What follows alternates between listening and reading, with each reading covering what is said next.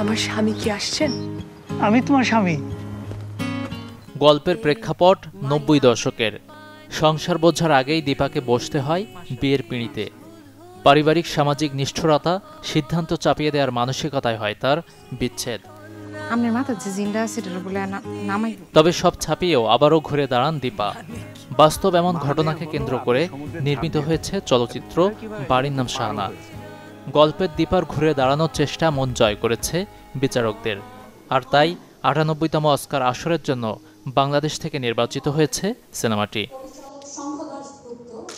Best international feature film বিভাগের জন্য নির্বাচিত হয়েছে লিসা গাজী পরিচালিত বাড়ির নাম Shahana. Bangladesh Federation of Film সোসাইটিজের বিচারকরা জানালেন সিনেমাটি নির্বাচনের কারণ। আমরা টেক্সট, কনটেক্সট সমস্ত বিশেষ একটা ভালো ছবি বাংলাদেশকে রিপ্রেজেন্ট করতে পারে সেই ছবিটা হয়তো আমরা নমিনেট করেছি। বাট যারা, কারণ আমাদের তর্ক বিতর্ক হয়েছে, মানে আমাদের মধ্যে আরও অন্যান্য ছবিগুলো নিয়ে আমাদের মতামত ছিল এবং চুলচেরা বিশ্লেষণ আমরা করেছি। তো ফলে এখানে আমি বলি সবাই বিজয়ী এক অর্থে।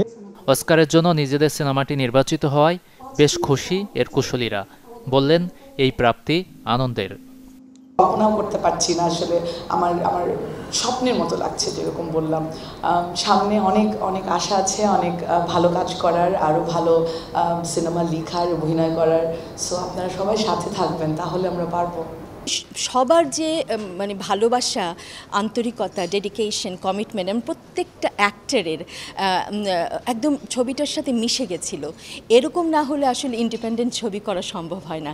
যখন আপনি দেখবেন যে মানুষগুলো যাদেরকে নিয়ে আপনি ছবিটা করছেন, যারা কাজ করছে ছবিটার মধ্যে, সেই মানুষগুলো উত্তেজিত হচ্ছে, এক্সাইটেড হচ্ছে গল্পটা নিয়ে, তখন কিন্তু আপনার মনে হবে যে কোথাও গিয়ে হয়তো কাজ করছে।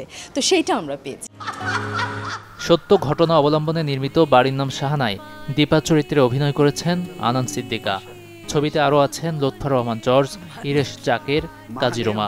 আপনি সমুদ্রে ঝাঁপ দিয়ে দেন। গাজী আনিস, চ্যানেল 24, ঢাকা।